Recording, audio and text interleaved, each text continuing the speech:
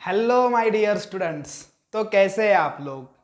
यार घर में एक न्यूबॉर्न बेबी आने की बस देरी होती है और हमारे ग्रैंड पेरेंट्स उन बेबीज का एनालिसिस करने के लिए बैठ जाते हैं। आपने ऑब्जर्व किया ही होगा कि ग्रैंड पेरेंट्स जब वो न्यूबॉर्न बेबी को देखते हैं तो वो ऐसे पर्टिकुलरली कहते ही है कि इसका जो नोज है इसके पप्पा जैसा है, इसकी आईज इसके मम्मा को मैच कर रही है, इसका फेस कट इसके ग्रैंडफादर को मैच कर रहा है।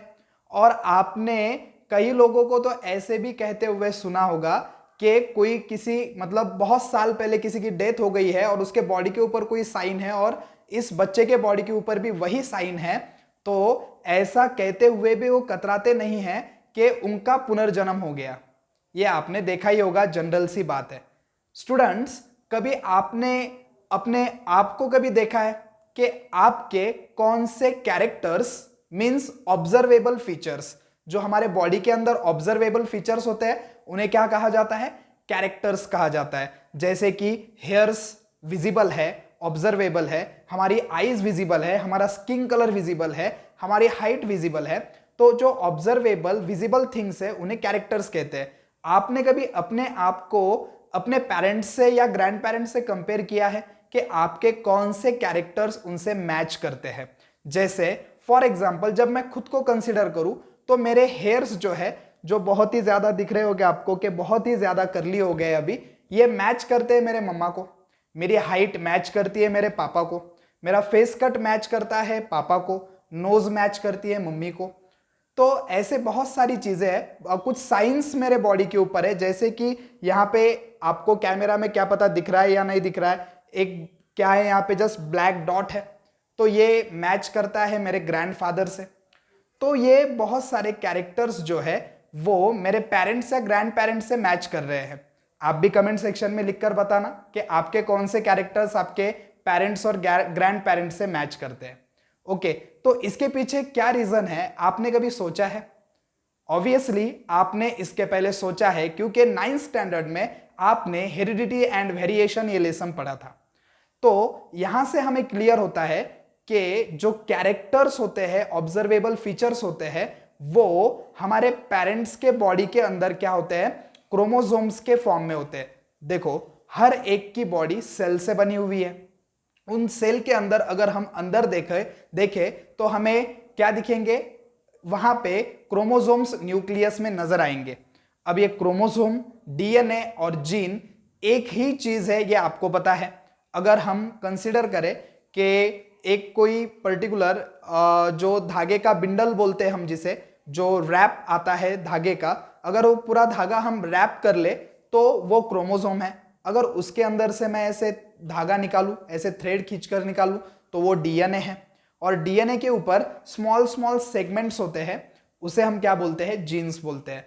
तो ये जो क्रोमोसोम, डीएनए और ये जो जीन्स है, जो एक ही चीज है, ये क्या करते हैं? हमारे कैरेक्टर्स को पेरेंट्स से ऑफस्प्रिंग में आने में क्या करते हैं? हेल्प करते हैं। ओके, तो यहां पे इस लेसन में हम इसी के बारे में और ज्यादा डिटेल में जानने वाले हैं। आपने 9th स्टैंडर्ड में हेरिडिटी और वेरिएशन के बारे में पढ़ा था, यहाँ पे हम हेरिडिटी और इवोल्यूशन को पढ़ने वाले हैं। ओके, तो इसके अलावा और भी बहुत सारी चीजें जो बहुत ही इंटरेस्टिंग होने वाली है वो आपको यहाँ पे सीखने को मिलेगी। मगर सबसे पहले इस फर्स्ट पीरियड में हम जो कैन यू रिकॉल और कैन यू टेल के जो क्वेश्चंस है, जो आपके पेज नंबर 1 के ऊपर दिए हैं, उनके बारे में डिस्कस करने वाले हैं। तो आओ यार स्टार्ट करते हैं।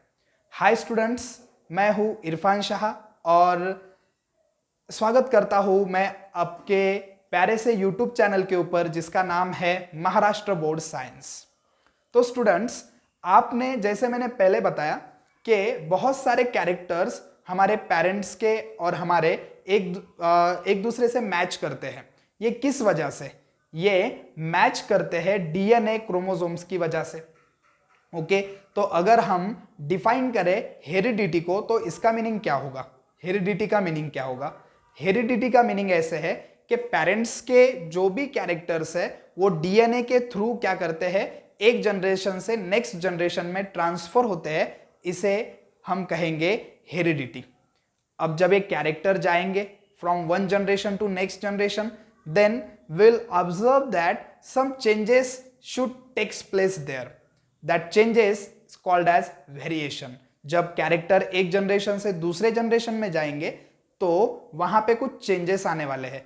इन्हीं चेंजेस को क्या बोलते हैं, हम वेरिएशन बोलते हैं. और ये वेरिएशन जब एक जनरेशन से next generation, then next generation, then next generation, ऐसे हजारों लाखों सालों तक जब ये वेरिएशन होते जाते हैं तो हम क्या कहेंगे कि इवोल्यूशन हो गया. जैसे फॉर एग्जांपल प्रेजेंट टाइम 2021 में एक पेरेंट से नेक्स्ट जनरेशन आती है तो वहां पे क्या होगा, पेरेंट्स के कैरेक्टर जाएंगे, तो इसे क्या कहेंगे हम, हेरिडिटी हो गई. अब इसके बाद कैरेक्टर एज इट इज जाने वाले हैं क्या, ऑब्वियसली नहीं, तो कैरेक्टर्स में कुछ चेंज आएगा, इसे हम कहेंगे कि वेरिएशन हो गया. अब ये वेरिएशन जो है ये एक जनरेशन से दूसरे जनरेशन में, दूसरे से तीसरे में, हम ऐसे कंसिडर करेंगे कि 2021 को हम अगर ए पॉइंट कंसिडर करते हैं, यहां से अगर हम डायरेक्टली देखते हैं 3021 मतलब 1000 ईयर्स के बाद या इससे भी ज्यादा टाइम के बाद, तो ये जो स्मॉल स्मॉल चेंजेस है ये अगर हम ए पॉइंट 2021 से डायरेक्टली बी पॉइंट 30,021 से अगर हम कंपेयर करते हैं तो बहुत बड़ा डिफरेंस आ गया है. तो अभी हम ए से बी को क्या बोलेंगे, इवोल्यूशन हो गया. तो देखो स्टूडेंट्स, डीएनए, क्रोमोसोम और जीन्स ही रिस्पॉन्सिबल है पेरेंट्स के कैरेक्टर ऑफस्प्रिंग में जाने के लिए, जिसे हेरिडिटी कहेंगे. हेरिडिटी जब होती है तो कैरेक्टर एज इट इज तो ट्रांसफर होते नहीं, इनके अंदर चेंज आता है, इसे क्या कहेंगे हम, वेरिएशन हो गया. ठीक है. अब ये वेरिएशन जब लाखों हजारों सालों तक चलता रहेगा तो क्या होता रहेगा, उसके अंदर अपडेट आता रहेगा, और बहुत सालों के बाद जो अपडेट देखेंगे हम तो बहुत बड़ा अपडेट होगा, मतलब लॉन्ग टाइम को अगर कंसिडर करेंगे तब, तो इस प्रोसेस को क्या बोलेंगे, इवोल्यूशन. तो इस लेसन में हम पर्टिकुलरली हेरिडिटी कैसे होती है, उसके लिए कौन रिस्पॉन्सिबल है, और ह्यूमन इवोल्यूशन कैसे हुआ, इसके बारे में पढ़ने वाले हैं. मगर इससे पहले कुछ क्वेश्चंस आपके पेज नंबर 1 के ऊपर दिए हैं, उनके बारे में हम इस पर्टिकुलर लेक्चर में डिस्कस करने वाले हैं. तो देखो, सबसे पहले जो कैन यू रिकॉल दिया है पेज नंबर 1 के ऊपर, उसके अंदर 3 क्वेश्चंस है. उसमें से जो फर्स्ट क्वेश्चन है, देखो क्या है कि सेलुलर मतलब जो कंपोनेंट है सेल का, न्यूक्लियस का, वो कौन है जो क्या करता है, ऑर्गेनिजम्स में हेरिडिटरी कैरेक्टर एक जनरेशन से नेक्स्ट जनरेशन में लेकर जाता है. Which component of the cellular nucleus who carries the characters from parents to offspring? Obviously, all you know the answer. All of you know the answer. What is the answer? Obviously, chromosome, DNA और gene. क्योंकि हमें पता है कि nucleus के अंदर 23 pairs of chromosome है. ये क्रोमोसोम ही क्या है, एक क्रोमोसोम को कंसिडर करें तो उसके अंदर थ्रेड डीएनए है, और डीएनए के ऊपर स्मॉल स्मॉल कंपार्टमेंट्स को क्या कहेंगे, जीन्स कहेंगे. ठीक है. तो ये होता है जो कैरेक्टर्स पेरेंट से ऑफस्प्रिंग में लेके जाता है. Okay. The component of the cellular nucleus which carries characters from one generation to next generation is DNA और क्रोमोसोम, और its small part is gene, we can say simply. Then देखो second question क्या है, what do we call to the process of transfer of physical and mental characters from parents to their offspring? Simple.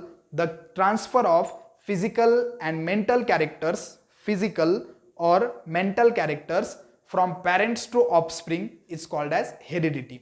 Or in simple way, the transfer of characters from parents to offspring is called as heredity. Parents के character offspring में जाना heredity है, ये पहले भी मैं बता चुका हूं.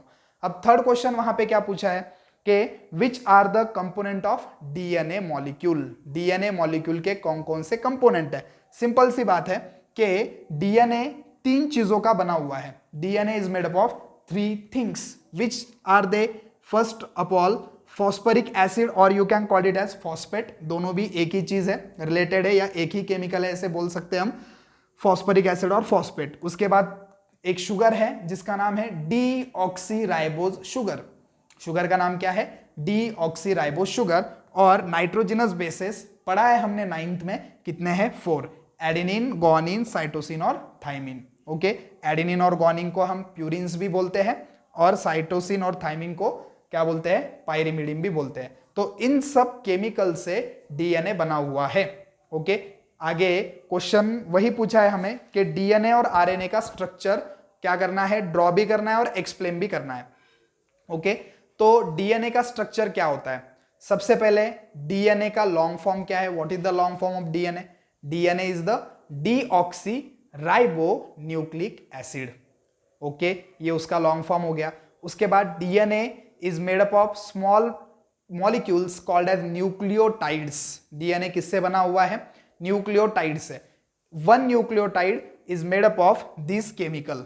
ओके, जब phosphoric acid, deoxyribose sugar और ये 4 नाइट्रोजनस बेसेस एक साथ आएंगे तब क्या बनेगा? वन न्यूक्लियोटाइड फॉर्म होगा। अब ये जो डीएनए का स्ट्रक्चर है ये कैसा है हमें पता है, ऐसे ट्विस्टेड लैडर के जैसा है, ऐसे डबल हेलिकल स्ट्रक्चर है, जिसे 1953 में वॉटसन और क्रिक, ये जो 2 साइंटिस्ट है, इन्होंने डिस्कवर किया था।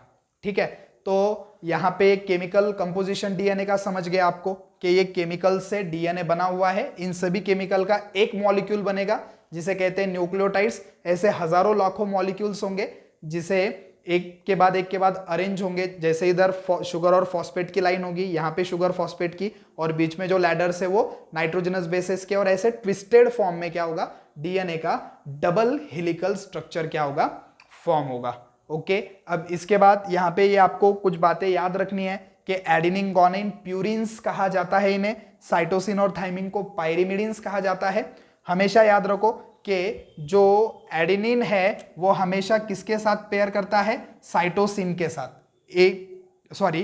एडेनिन जो है हमेशा पेयर करता है थाइमिन के साथ, एटी, और ये जीसी की पेयर गुआनिन और साइटोसिन।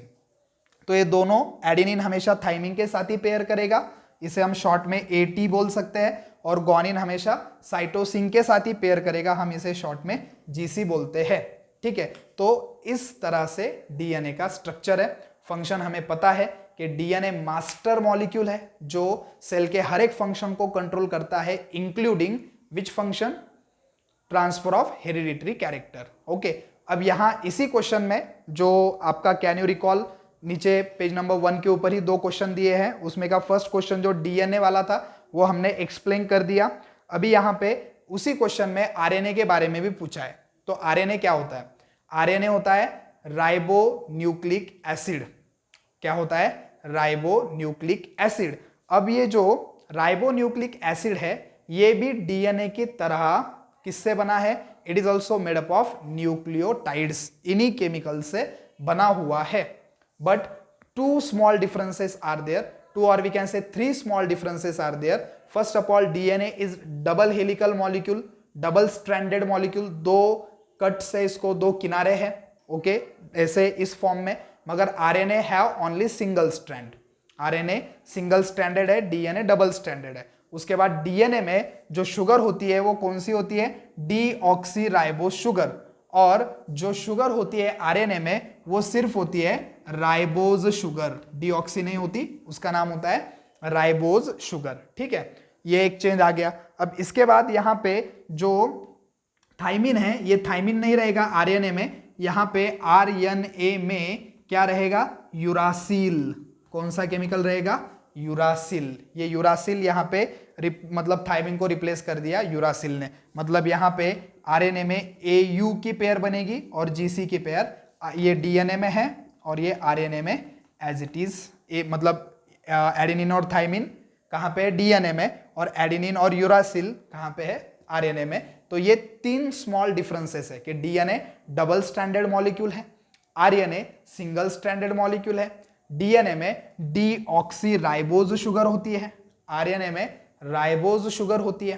ठीक है, देन यहाँ पे थाइमिन को रिप्लेस किया है आरएनए में किसने? यूरासिल नाम के नाइट्रोजनस बेस ने। ओके, अब आरएनए के जो टाइप्स होते हैं वो फंक्शन के अकॉर्डिंग 3 टाइप्स है। There are 3 types of RNA, which are they? mRNA means messenger RNA, which are they? First of all mRNA, mRNA, then messenger RNA, then transfer RNA, tRNA, and then rRNA, that is ribosomal RNA। ये आपने 9th standard में पढ़ा है already, ये आपने study किया हुआ है।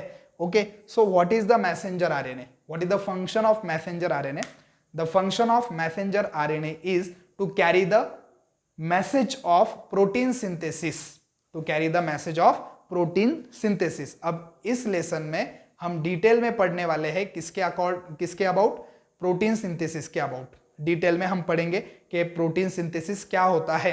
लास्ट ईयर आपको इसका इंट्रोडक्शन हुआ था कि बॉडी में जितने फंक्शन हमें करने होते हैं वो फंक्शन के लिए क्या रिक्वायर्ड होता है, प्रोटीन रिक्वायर्ड होता है। कुछ प्रोटीन हमें एक्सटर्नली मिलते हैं जो फूड में से लेते हैं हम, और कुछ प्रोटीन्स जो है वो बॉडी खुद प्रिपेयर करती है। तो बॉडी जब प्रोटीन बनाएगी तो उसको क्या बोलेंगे, प्रोटीन सिंथेसिस। क्या बोलेंगे उसे, प्रोटीन सिंथेसिस बोलेंगे। तो प्रोटीन सिंथेसिस करने के लिए जो मैसेज लगता है डीएनए से आने वाला, वो कौन कैरी करता है, mRNA. The message for protein synthesis is carried by mRNA. Then tRNA क्या करता है, उस मैसेज को डीकोड करता है। डीकोड यानी क्या, कि उसको ओपन करता है ऐसे कहेंगे हम, और ओपन करके वो जो मैसेज आया है उसके अकॉर्डिंग अमीनो एसिड, क्योंकि जो प्रोटीन्स होते हैं वो किससे बने हैं, अमीनो एसिड से बने हैं। तो मैसेज के अकॉर्डिंग जो अमीनो एसिड चाहिए वो ट्रांसफर करता है जो RNA, that RNA is called as tRNA. और ये टीआरएनए अमीनो एसिड को पहुंचाएगा कहां तक, आरआरएनए, जिसे हम कहेंगे राइबोसोमल आरएनए। राइबोसोम एक ऐसी प्लेस है सेल के अंदर जहां पे प्रोटीन सिंथेसिस होता है, या फिर प्रोटीन फैक्ट्री भी कहते हैं राइबोसोम को। सेल के अंदर जैसे न्यूक्लियस है ना, वैसे ही क्या है, एक स्मॉल प्लेस है जिसका नाम क्या है, राइबोसोम। तो ये राइबोसोम जो है यहाँ प्रोटीन्स बनते हैं। तो ये एमआरएनए मैसेज लाएगा, मैसेज को ट्रांसफर कौन करेगा, मतलब मैसेज को डीकोड करेगा टीआरएनए, और उस मैसेज के अकॉर्डिंग प्रोटीन बनाने के लिए क्या लगता है, अमीनो एसिड लगता है। वो ट्रांसफर करेगा कहां पे, राइबोसोम तक। और किसके पास ट्रांसफर करेगा, आरआरएनए के पास ट्रांसफर करेगा, जिसे बोलते हैं राइबोसोमल आरएनए। जो अमीनो एसिड मिलेगा उस अमीनो एसिड के अकॉर्डिंग ही आरआरएनए मतलब राइबोसोमल आरएनए क्या प्रोड्यूस करेगा, प्रोटीन्स प्रोड्यूस करेगा। इसे ही हम क्या बोलते हैं, प्रोटीन सिंथेसिस। ओके, अब वहां पे लास्ट क्वेश्चन पूछा है कि explain the meaning of genetic disorder and give names of some disorder.